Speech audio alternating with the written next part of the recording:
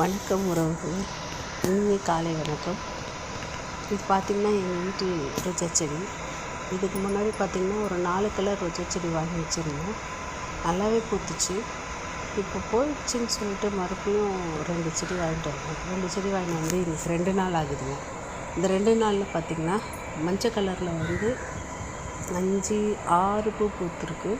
அதில் ஒரு பூ வந்து நேற்று பறித்து ஸ்கூலுக்கு அனுப்பி விட்டேன், எங்கள் பாப்பாவுக்கு வச்சுக்கிட்டேன்.